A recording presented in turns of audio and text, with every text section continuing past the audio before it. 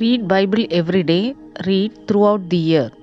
Today's Bible portion Leviticus chapter 7, Mark chapter 1 verses 23 to 45, Psalm chapter 44 verses 13 to 26 and Proverbs chapter 19. Leviticus chapter 7. Likewise, this is the law of the trespass offering. It is most holy.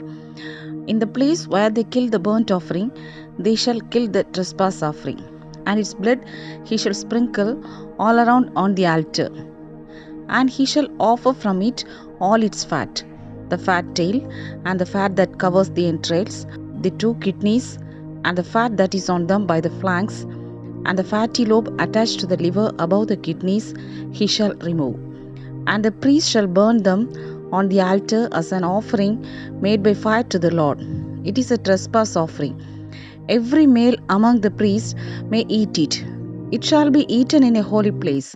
It is most holy. The trespass offering is like the sin offering. There is one law for them both. The priest who makes atonement with it shall have it, and the priest who offers anyone's burnt offering, that priest shall have for himself the skin of the burnt offering which he has offered. Also every grain offering that is baked in the oven, and all that is prepared in the covered pan or in a pan, shall be the priest who offers it.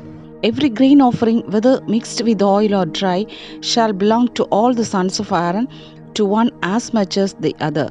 This is the law of the sacrifice of peace offerings, which he shall offer to the Lord. If he offers it for a thanksgiving, then he shall offer with the sacrifice of thanksgiving unleavened cakes mixed with oil, unleavened wafers anointed with oil, or cakes of blended flour mixed with oil. Besides the cakes, as his offering, he shall offer leavened bread with the sacrifice of thanksgiving of his peace offering. And from it he shall offer 1 cake from each offering as a heave offering to the Lord. It shall belong to the priest who sprinkles the blood of the peace offering. The flesh of the sacrifice of his peace offering for thanksgiving shall be eaten the same day it is offered. He shall not leave any of it until morning. But if the sacrifice of his offering is a vow or a voluntary offering, it shall be eaten the same day that he offers his sacrifice. But on the next day, the remainder of it also may be eaten. The remainder of the flesh of the sacrifice on the third day must be burned with fire. And if any of the flesh of the sacrifice of his peace offerings is eaten at all on the third day, it shall not be accepted, nor shall it be imputed to him. It shall be an abomination to him who offers it, and the person who eats of it shall bear guilt. Flesh that touches any unclean thing shall not be eaten. It shall be burned with fire. And as for the clean flesh, all who are clean may eat of it. But the person who eats the flesh of the sacrifice of the peace offering that belongs to the Lord while he is unclean, that person shall be cut off from his people. Moreover, the people who touches any unclean thing, such as human uncleanness, an unclean animal, or any abominable unclean thing, and who eats the flesh of the sacrifice of the peace offering that belongs to the Lord, that person shall be cut off from his people. And the Lord spoke to Moses, saying, Speak to the children of Israel, saying, You shall not eat any fat of ox or sheep or goat, and the fat of an animal that dies naturally, and the fat of what is torn by wild beasts may be used in any other way, but you shall by no means eat it. For whoever eats the fat of the animal of which men offer an offering made by fire to the Lord, the person who eats it shall be cut off from his people. Moreover, you shall not eat any blood in any of your dwellings, whether of bird or beast. Whoever eats any blood, that person shall be cut off from his people. Then the Lord spoke to Moses, saying, Speak to the children of Israel, saying, He who offers the sacrifice of his peace offering to the Lord shall bring his offering to the Lord from the sacrifice of his peace offering. His own hands shall bring the offerings made by fire to the Lord. The fat with the breast he shall bring, that the breast may be waved as a wave offering before the Lord. And the priest shall burn the fat on the altar, but the breast shall be Aaron's and his sons'. Also the right thigh you shall give to the priest as a heave offering from the sacrifices of your peace offerings. He among the sons of Aaron who offers the blood of the peace offering and the fat shall have the right thigh for his part. For the breast of the wave offering and the thigh of the heave offering I have taken from the children of Israel, from the sacrifices of their peace offerings, and I have given them to Aaron the priest and to his sons from the children of Israel by a statute forever. This is the consecrated portion for Aaron and his sons from the offerings made by fire to the Lord on the day when Moses presented them to minister to the Lord as priests. The Lord commanded this to be given to them by the children of Israel on the day that he anointed them by a statute forever throughout their generations. This is the law of the burnt offering, the grain offering, the sin offering, the trespass offering, the consecrations, and the sacrifice of the peace offering, which the Lord commanded Moses on Mount Sinai on the day when he commanded the children of Israel to offer their offerings to the Lord in the wilderness of Sinai. Mark chapter 1 verses 23 to 45.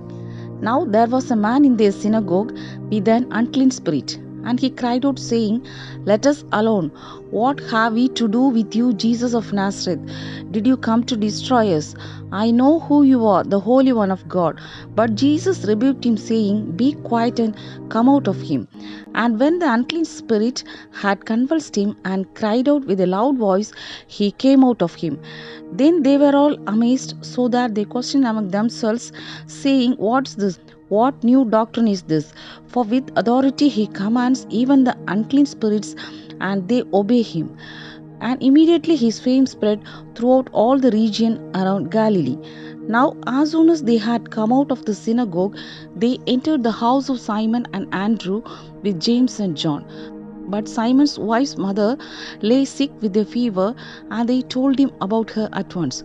So he came and took her by the hand and lifted her up, and immediately the fever left her, and she served them. At evening, when the sun had set, they brought to him all who were sick and those who were demon possessed, and the whole city was gathered together at the door. Then he healed many who were sick with various diseases and cast out many demons, and he did not allow the demons to speak because they knew him. Now in the morning, having risen a long while before daylight, he went out and departed to a solitary place, and there he prayed. And Simon and those who were with him searched for him. When they found him, they said to him, Everyone is looking for you. But he said to them, Let us go into the next towns, that I may preach there also, because for this purpose I have come forth. And he was preaching in their synagogues throughout all Galilee, and casting out demons. Now a leper came to him, imploring him, kneeling down to him, and saying to him, If you are willing, you can make me clean.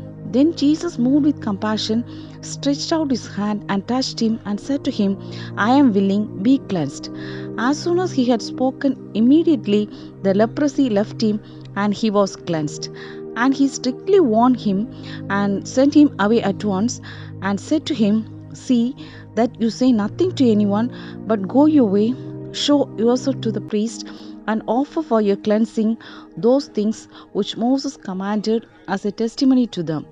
However, he went out and began to proclaim it freely, and to spread the matter, so that Jesus could no longer openly enter the city, but was outside in the deserted place, and they came to him from every direction. Psalm chapter 44 verses 13 to 26. You make us a reproach to our neighbors, a scorn and a derision to those all around us. You make us a byword among the nations, a shaking of the head among the peoples. My dishonor is continually before me, and the shame of my face has covered me, because of the voice of him who reproaches and reviles, because of the enemy and the avenger. All this has come upon us, but we have not forgotten you, nor have we dealt falsely with your covenant. Our heart has not turned back, nor have our steps departed from your way. But you have severely broken us in the place of jackals, and covered us with the shadow of death. If we had forgotten the name of a God, or stretched out our hands to a foreign God, would not God search this out? For he knows the secret of the heart. Yet for your sake we are killed all day long.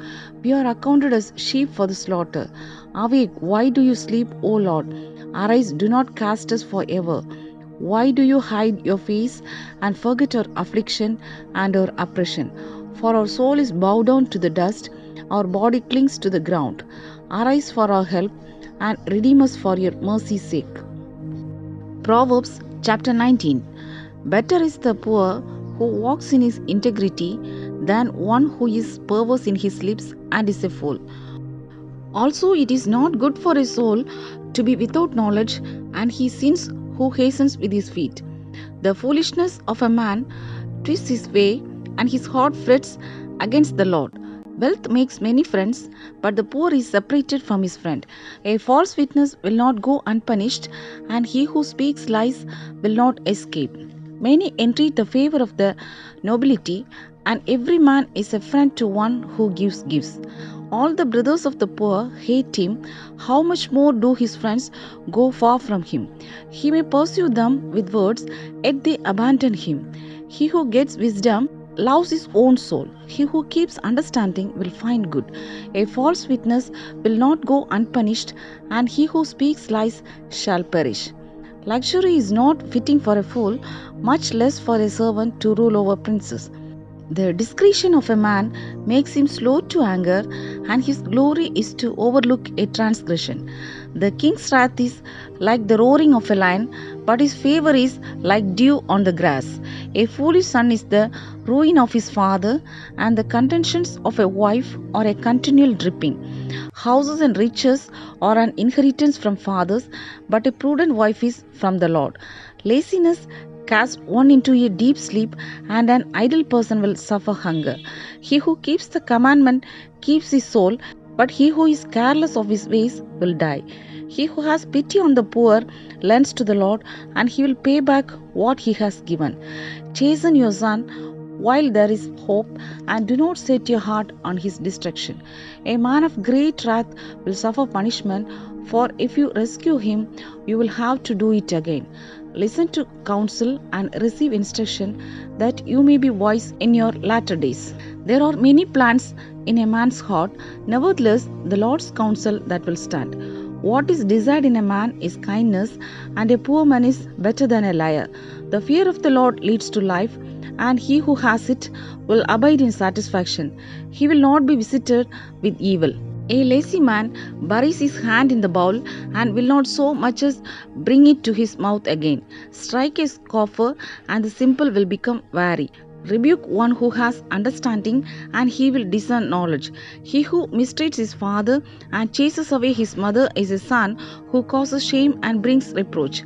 Cease listening to instruction, my son, and you will stray from the words of knowledge.